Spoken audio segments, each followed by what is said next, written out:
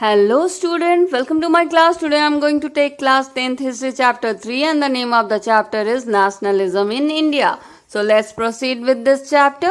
So in this chapter we are going to discuss how nationalism rose in India. So let's proceed with this chapter. Earlier in the first chapter of history book of class 10th, we discussed how the nation state and nationalism rose in Europe. In that chapter we saw when the people develop the same identity like we all are Indians, or when the people started developing a sense of belongingness like this land is our land.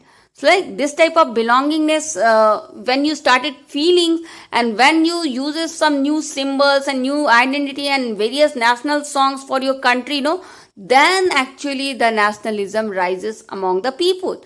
That's all we discussed in the first chapter of this book when we saw how nation state and nationalism rose in Europe. So same way we are going to deal how nationalism rose in India. See, this rise of nationalism, it does not rise in one day or 1 month or in 1 year. It really take long process. And that's way in India and various other country also the nationalism rose. Whether it is India or Vietnam or any other colonial country, in most of the colonial countries, all right, the colonies, we were actually the colonies at that time. We were under the control of some imperial power, some colonial power. Like we were in India, we were under the British control. Same way, many other countries were under various other countries' control. Alright, so in all those countries where the colonial power were ruling and we were like colonies for them, and in these countries, the nationalism actually rose after the national movements. When various national movement was started because of the exploitation, we were facing so much of exploitation by the British that to oppose those exploitation, we started various movement, and with that movement, actually the feeling of nationalism rose in our country. So that's what we are going to discuss in this chapter. So first see what the nationalism actually mean. Nationalism actually mean the love and proud feeling for your country. When you started developing love for your country, when you started feeling proud to be a part of your country, then the nationalism actually rise in your heart. So how it developed in India? It developed in India during the British period. When British were exploiting us, we got united and we started movement, and during this movement and our fight for the freedom, actually the nationalism rose in our country. And that's what we are going to discuss in this chapter. We are going to discuss the various movement which was started against the British from the Indian side, and in that movement actually the nationalism rose, and that's why it is important to understand those movements. So we are going to discuss those movements, and we are also going to discuss what were the role of different section of the society in this movement. And so let's proceed and start this chapter. So first and foremost, let me clear you that we are going to discuss all those movements which started in India after the First World War. We are not going to discuss those movements which started before First World War, because we have already discussed those movements in the earlier classes. Like in class 8 also you studied about those things, right? So we are not going to discuss those movements which started before First World War. We are going to start after First World War. So we are going to discuss all those movements which started after the First World War in our country and which led to rise of nationalism in our country. So actually British participated in the First World War. It actually win the First World War because it was in the winning group. So in this war, whether you win the war or you lose the war definitely affect you, because it affect you economically so much. Alright, so India was also affected because of the First World War. Though India did not participate in the First World War directly, because India was actually under the control of British, it had no interest in First World War. But because the British was participating and we were under the British, so we indirectly participated in the First World War, because British took our Indian army to fight in the First World War. So we actually got affected because of the First World War, because we were under the British control. So after First World War, we had so many bad effects in our country's economy. That defense expenditure in our country increased, and the taxes for the people increased in the country, and there was so much of rise in the custom duties in the countries, and they also introduced some new taxes like income taxes in the country. The price of various goods increases in the country because of the economical crisis which came into existence after the First World War. And also, the people were forcefully recruited in the army. They were forcefully put in the army. They were forced to join the army because the British needed large number of people to fight the war. That's why they used to forcefully put Indians into the army, and all this were making Indians people very angry. And at the same time, what happened? The crop of India failed. There was a crop failure in our country, and also one epidemic also like plague. Plague actually, the epidemic spread in our country, and because of this, people suffered a lot. According to the 1921 census, 12 to 13 million people died because of the crop failure and because of the spread of this disease called plague. So many people lost their life during this time, and people were extremely angry with this situation. And the people thought, okay, if the war will come to an end, our condition will improve. But this does not happen. Even after the war was ended, the condition of people does not improve. And so at that time, the Gandhiji came into the picture. The Gandhiji came to India. And when Gandhiji came to India, he became the hero of our national movement. He introduced a new idea to us. He introduced the idea of satyagraha. He asked us to fight with non-violence and truth. And he said that we can win any battle. Any big battle can be win with the help of truth and non-violence. We don't have to become physical. Because he said we should not become physical. We should use the path of truth and non-violence. And this path of truth and non-violence is so powerful that it can give you independence, and it can give you success in any battle. All right, so he introduced this idea. He actually returned from South Africa. In South Africa also he had launched similar kinds of movement, so he knew that these movements can be successful in India also. He already had the experience of this types of satyagraha movement. So he came in India in 1915, and he introduced this concept of truth and non-violence satyagraha to the people. And in the beginning, first he started small movements in India. So what are those small movements, small satyagraha he started in India? In 1916, he started a Champaran movement in Bihar, where he was fighting for the plantation workers' right, because the life of the plantation worker were miserable. So he was actually fighting for the plantation workers' right in Champaran movement in Bihar. This was one of the small satyagraha movements started by Gandhiji. Then in 1917, he started another movement for the farmer, and that was in the Kheda district of Gujarat. And here he was demanding the government to not to take a revenue this year, because the people are suffering, the crop has failed, the plague has spread in our country. So please don't take revenue. And for this he started a movement in 1917 in the Kheda district of Gujarat. So this was the second satyagraha movement started by Gandhiji. And then another small movement in 1918 he started in the cotton mill. It was started in the Ahmedabad cotton mill, and it was a workers' strikes. And here he was demanding the rights for the workers. Alright, so these three movements were actually a very small satyagraha movement which was started by the Gandhiji. But now Gandhiji thought that this small satyagraha movement is not affecting the British. So let me start a big satyagraha movement. And so he decided to launch a big satyagraha movement against the Rowlatt Act in 1919. So what was Rowlatt Act? So Rowlatt Act was actually an act passed by the Imperial Legislative Council, that is British government, and he passed this act even when all the Indian members were opposing this act, but still they passed this act, because this act was not actually giving power to the British government that you can suppress all the political activities in the country, because many people were involving themselves in the political activities in the country because they were angry with the British and they wanted to fight against the British. So to stop this political activity, they passed this Rowlatt Act. So what does Rowlatt Act actually say? The Rowlatt Act says that you can put anybody in the jail even if you don't have the evidences. You can put him in the jail for 2 years. If you have a doubt in anybody, even if you don't have the evidence, put them in the jail. That act says, that act gave power to the government, that act gave power to the police, that you can arrest and put in a jail any common people. You can put them in the jail even if you don't have the evidence. If you only have the doubts, you can arrest them and put them in the jail. So that was a Rowlatt Act, and Gandhiji was extremely angry with this act because it was against the rights, individual rights of the people. And so he started a Rowlatt Satyagraha in our country in 1919. So when this Rowlatt Satyagraha was started by Gandhiji, the various people started doing hartals and strike. They started rallies, demonstration, propagandas, and all this spread like a fire in various parts of the country.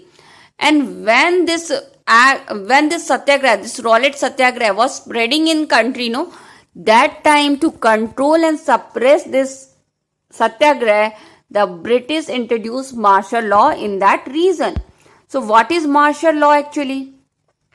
The martial law is a law in which, sometimes the situation become out of control in a place. So police are unable to control those conditions. At that time, the power is given to the army to control the situation of that region. And when the power is given to the army comes in that region and started controlling that region. And that is called martial law. So martial law was actually introduced in Amritsar, because in Amritsar only the Gandhiji started this satyagraha, Rowlatt Satyagraha. Alright, so when in Amritsar this movement started spreading and they introduced the martial law, and at that time the Baisakhi time was there. So many people gathered in Amritsar to celebrate the Baisakhi festival. And when the people gathered in Amritsar to celebrate Baisakhi festival, many people came to the Amritsar actually. Some came to participate in Rowlatt Satyagraha, some came to participate in the Baisakhi Mela, because they don't have any idea that martial law is present in this region. Because nowadays the news spread like anything through internet, through TV, through newspaper. But at that time the mass media was not so powerful, so many people had no idea about all these things. So they didn't knew that martial law is actually introduced in this region. So many innocent people actually gather in that region to celebrate the Baisakhi festival. So what happened on the Baisakhi day, when the people were gathering in the Jallianwala Bagh, they were peacefully gathering at that place, That time General Dyer came, he closed all the entry places, all the exit places, and he started firing on the innocent people without giving any warning. Actually, he wanted to create a fear among the people so that they cannot raise their voices against the British, so that they can never ever dare to start such type of satyagraha in future.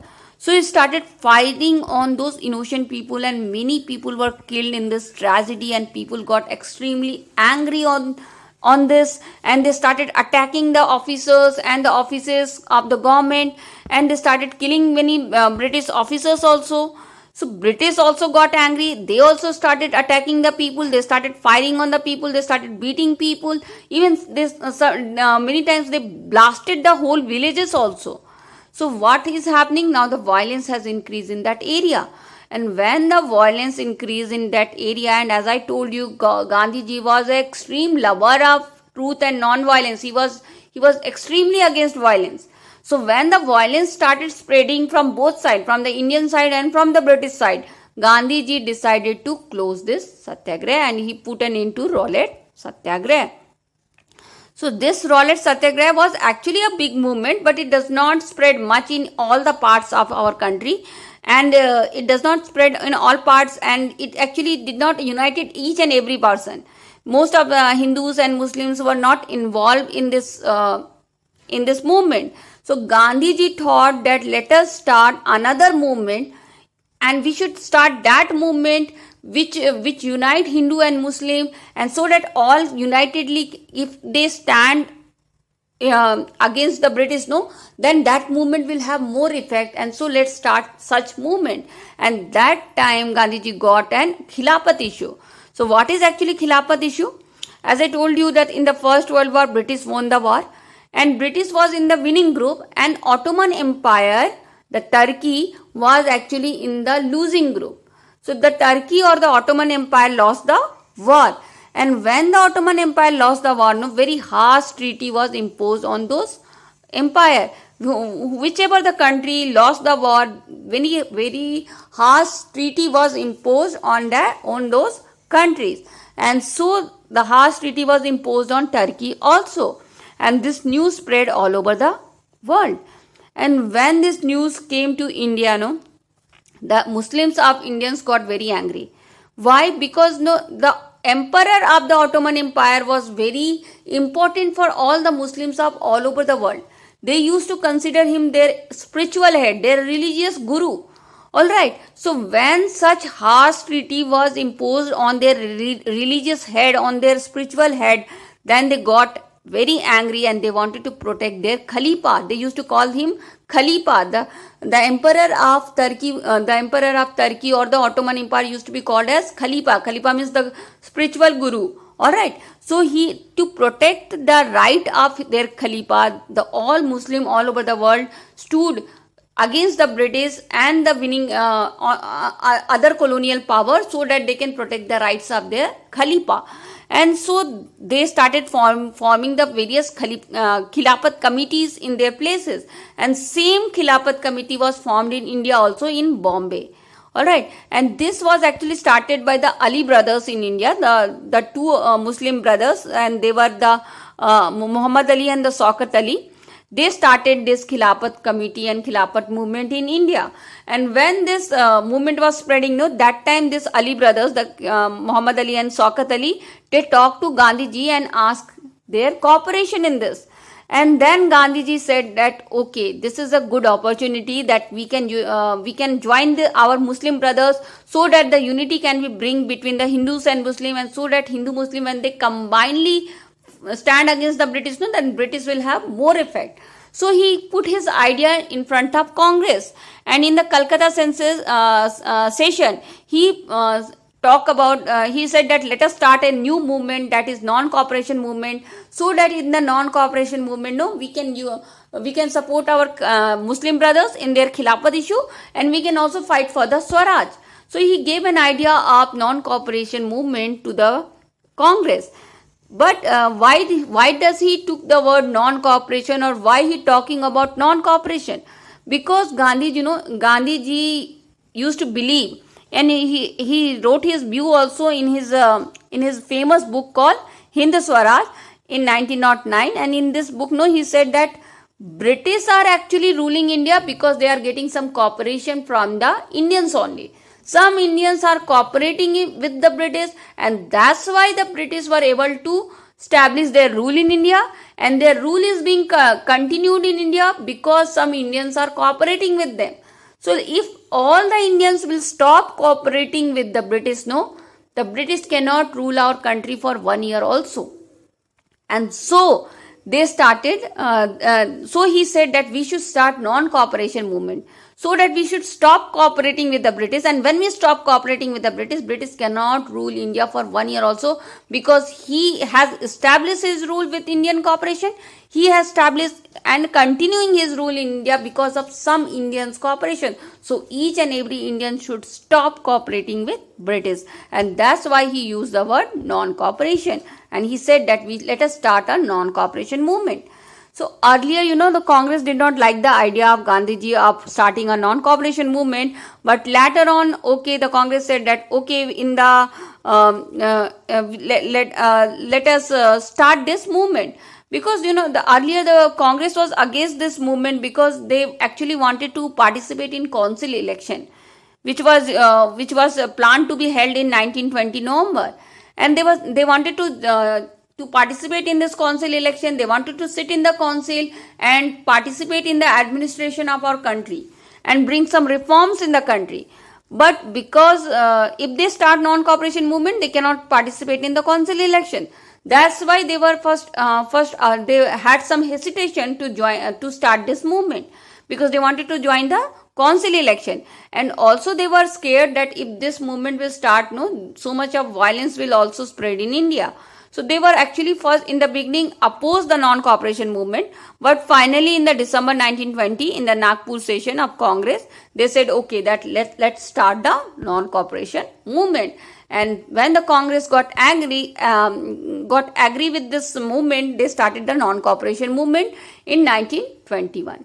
Now let us see how the different communities took part in this non-cooperation movement. So many people participated in the non-cooperation movement. So let us discuss their role in non-cooperation movement. So first and foremost, we are going to discuss about the middle class role.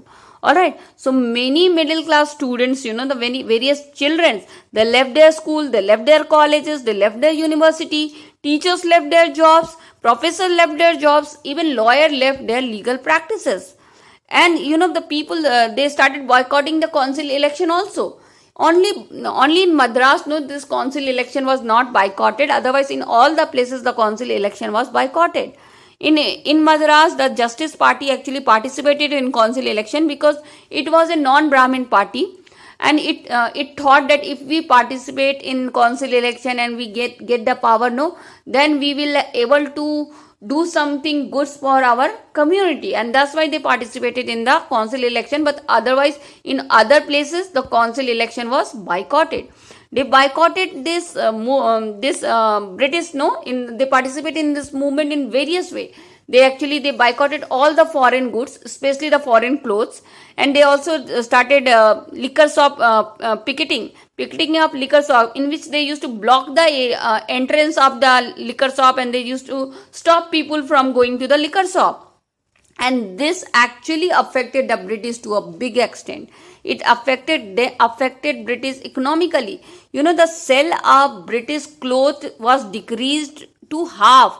And khadi clothes, which Gandhiji used to promote, no, that we should use khadi clothes, used to use charkha also to produce the khadi clothes. And so the demand of khadi clothes actually increased during this time, and the demand of British goods actually came to half. Almost it was reduced to half. Their sale was reduced by half. All right. So this way, there economically, British got lot of very much it got affected because of this non-cooperation movement, because of the middle class cooperation. But later on, this movement, in the middle class participation decreased, because this khadi cloth was actually expensive cloth, and the cloth which British used to bring, it was actually cheap clothes. So the middle class people actually, they were not very rich. They had their income issue also, so they cannot afford to buy expensive clothes for long time. So that's why they afterwards they started buying the British clothes also. And also the lawyers and the professors and teachers and students who have left the British institution, they have no other alternative to go back to those institutions again, because they have quit their jobs. They were not getting their salary. So how long anybody can continue without salary and job? So at the end, they were forced to join the same British institution. So in the beginning, definitely middle class participated with full enthusiasm, but later on, their cooperation decreased because they have no alternative choices. And so this was the participation of middle class in non-cooperation movement. Now let us see the contribution of peasants in this movement. So we are going to discuss the farmer reaction to the non-cooperation movement. See, this farmer actually had their own issues. They have their own demands. They have their own problems. All right. So for them, it was not actually the war against British. It was less against British. It was more against talukdar and the landlords.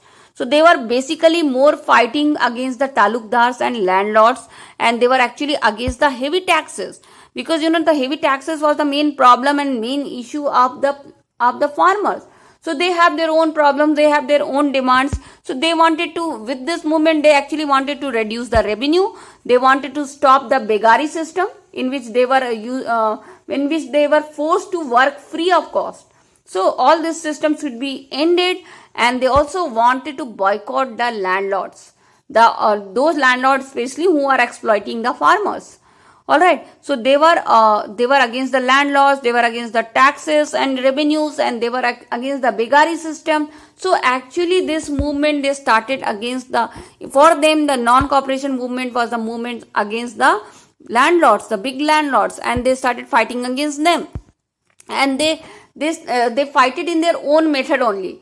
So say they started one Nai Dhobi Bandh movement, in which they said that we will not give barber service, we will not give washerman service to the landlords. So that was their way to participate in the movements. Alright, so when this movement increased further, they started even attacking the talukdars and the landlords. They started killing them, they started looting the markets, and this way they started refusing to pay the taxes. This way they participated in the non-cooperation movement. And at that time, there were various leaders of these farmers, and Baba Ramchandra was one of the famous leader of that time. He also had his past experience of forced labor. So he actually understood the pain of the Begari systems and the pains of the farmers. So he was actually leading those movements. So that time, Baba Ramchandra and Nehru came together, and they actually led to the formation of Awadh Kisan Sabha, which was in Awadh, because the Baba Ramchandra was fighting from the Awadh. So they led to the formation of Awadh Kisan Sabha, in which they used to fight along with the farmers. They used to fight for the rights of the farmers against the injustice. So this Sabha was formed after this non-cooperation movements. And same type of movements was started in Bardoli also. It was one of the taluka of Gujarat, Bardoli. So in Bardoli, Gujarat also there was a big farmer movement against the British during this period in 1928, and this movement was started actually by Vallabhbhai Patel. Alright, so many farmer movement was also there during the non-cooperation movement time, and this was actually to oppose the landlord more and less against British and more against the landlord. Alright, but that's the way they participated in the non-cooperation movement, and they also gave their cooperation in this movement. Now let us see the role of tribal people in non-cooperation movement. So tribal people used to fully depend on the forest. They used to live in the forest, they used to take the foods from the forest. So everything for them, forest was everything. It was their home, it was their occupation. Everything they used to get from the forest itself. But the new forest policy of British, they stopped this farmers from going to the forest. And when they stopped this tribal people from going to the forest, it affected them badly, because now they cannot take their animal to graze in the jungle. Now they cannot collect the fruits and vegetables or other food items from the forest. They cannot take their woods or fuels from the forest. Now they cannot enter the forest, and even sometimes they were forced to work free of cost in the construction work. So what is happening? Because of the forest policy of British, the tribal life is miserably affected, and so the tribal also rose against the British during this period, and many tribal movements also started during this period, and one of them was Godem Hill movements, which was started in Andhra Pradesh. And here now the small group of tribals, they came together, they formed a group, and with the guerrilla tactics, they were actually not army, but with the guerrilla tactics they started attacking the British and started their movement against the British. And this tribal group, in the Godem Hill of Andhra Pradesh, they had one leader, and that leader name was Alluri Sitaram Raju. And Alluri Sitaram Raju was people used to believe that he is actually the incarnation of God, and he has some supernatural power. He can predict the future. He can cure the people who have diseases. He can even survive after the gunshot. So he used to believe, the people used to believe that he is the incarnation of God. He has so much of supernatural power. So they had lot of faith in Alluri Sitaram Raju. And this Raju, no, he was very much impressed by Gandhiji. When Gandhiji used to say, no, that you should use khadi clothes, you should not use alcohol, he was very much impressed by Gandhiji, and he spread this idea among the tribal people also. But he was not agree with the idea of non-violence. He did not agree with the non-violence policy of Gandhiji. He said, no, violence is necessary to get the freedom. The British will not leave India without violence. So he has his own method to fight with the British. So he used the guerrilla tactics to attack the officers, to attack the government offices, and to continue his fight to get Swaraj. But finally, Alluri Sitaram Raju was caught in 1924. He was killed. But even after his death, no, people did not forget him. Many tribal people after his death rose against the British and continued their fight for their justice, for their freedom against the British. And this way the tribal people also participated in non-cooperation movement. Now let us see how the plantation worker actually participated in non-cooperation movement. So who are plantation worker? The plantation workers were the many workers used to work in the plantation field. The plantation field is a big area in which they used to grow the commercial crops. And in this area, like they used to grow the tea and coffee and rubber. So on this area, they were forced to work. These plantation workers were forced to work. And this plantation workers, for them the meaning of freedom was different. For them, the freedom means that you can work in the field and you can also go to the village from where you have come from, because this plantation workers used to come from the various villages, and they were actually not allowed to go to their home villages. Whenever they used to come, they used to sign an Immigration Act of 1859. According to this act, when they used to come, they used to sign this act. And according to this act, you cannot leave the plantation field without permission. And they generally don't used to get any permission from the Britishers, because the owners were Britishers and they never used to allow them to go from the plantation field. And that's why for them freedom was to go to the villages. And when this movement started, they went back to their villages. They started going back to their villages. And actually, they started believing that now the Gandhiji rules will come in India, the Gandhi Raj will come in India, and we all will get our land in the villages, and we will be able to do cultivation in our village only, and we will not be separated from our village. And so they left the field and they went back to their villages. But most of them on the way, they were caught, they were killed, and some of them were beaten very badly. But this way also they participated in the non-cooperation movement, and this was the contribution of the plantation worker in the non-cooperation movement. Now let's see how this non-cooperation movement, in which everyone was participating, actually came to an end because of an incident which took place in Gorakhpur district, which was in UP. In Gorakhpur district, there was a village called Chauri Chaura. One incident took place there, and this non-cooperation movement came to an end. Actually, what happened? The people of Chauri Chaura was doing a peaceful demonstration at that place, but there some clash arose between the policeman and the common people, and many policemen were killed during this movement.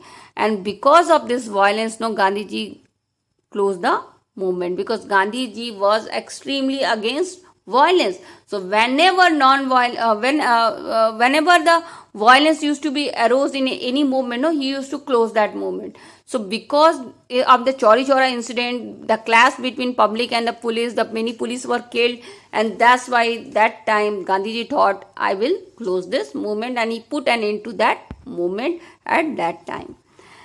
And after non-cooperation movement, the various Congress leaders thought, now the movement has been over, now let's do something else. So many of them thought that let us now join the council election, and let us participate in the election, let us sit in the council and participate in the administration, so that by participating in this administrative policy, we can oppose the British in a different way, and we can reform our country also. So many leaders like Motilal Nehru and C.R. Das, they form a new party called Swaraj Party, and they sat in the council election, they went for the council politics only. But there were some young leaders like Jawaharlal Nehru, Subhash Chandra Bose. They were not ready to participate in council politics, and so they were actually interested in doing some movement, in big movement, so that we can attain our full independence. So different opinion arose among them, and they involved themselves in different way. And now politics of 1920, when the non-cooperation movement was ending, no, at that time, no, the politics of India was affected by two things. One was First World War, and second was economic depression, great economic depression, which came during that period. See, the effect of First World War, I already discussed that because of the First World War, the Khilafat movement was started, because the Ottoman Empire lost in the war, and so people in Muslim people got angry and they formed a Khilafat committee and started Khilafat movement in India.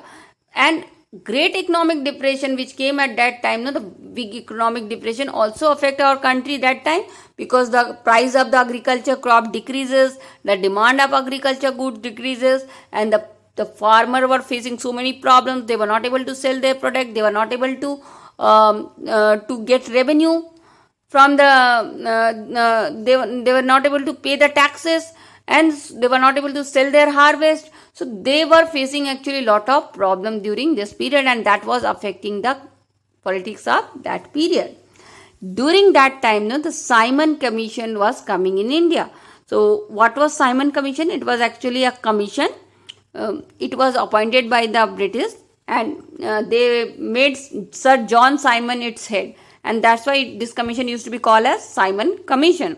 This commission was actually given the responsibility to look into the condition of India and to suggest some suggestion, and to suggest whether the country needs some constitutional reform or not, whether they need some constitutional changes or not. So this commission was given the responsibility to see whether the country needs some change or the country does not need some change. So when this committee came, no, the people did not like this committee. This commission was boycotted in India because it has one major problem. All the members in this commission were from Britain only. They were British, and no Indian members were given membership in this commission. And the people were angry because how can British people can understand the Indian problem? To understand the Indian problem, you should put some Indian member in that commission, right? So if you are putting all the British people as a member of commission, and you want to see whether the India need a change or not, how the people of Britain who are sitting in the Britain and coming to India for some day can understand our problem? So that's why the people were angry, and they refused this commission. They boycotted this commission like anything. And all the parties, they joined together, they joined the hand, and they boycotted the Simon Commission. Wherever the Simon Commission used to go in India, they raised the slogan. The people used to raise the slogan, Simon go back, Simon go back. With this slogan, they used to boycott the commission. And that time, when the people got extremely angry with the commission, the Viceroy of India at that time, Irwin was the Viceroy of India at that time, he gave some offer to Indians.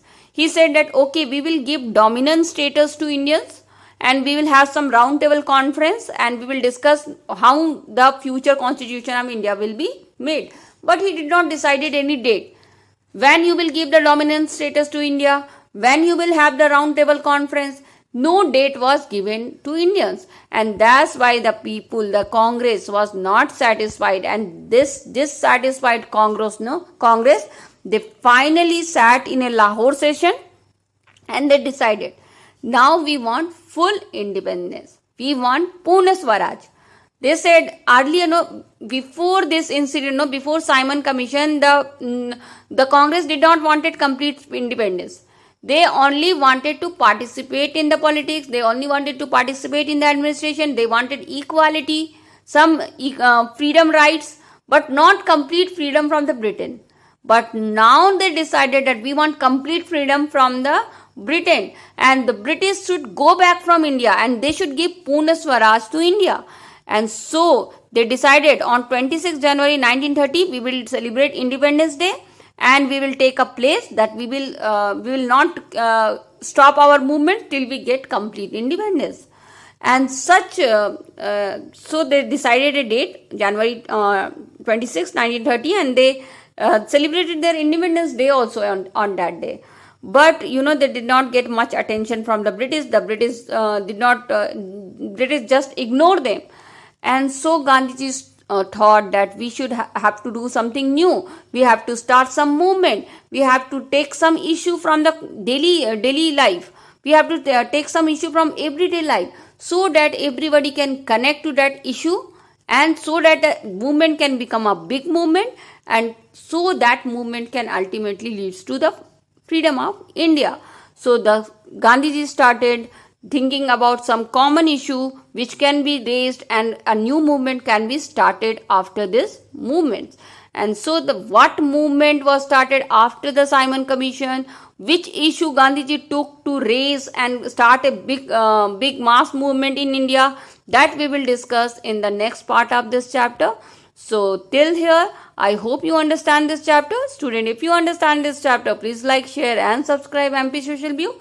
And in the next part, we will discuss the rest of the chapter. Thank you and have a happy day.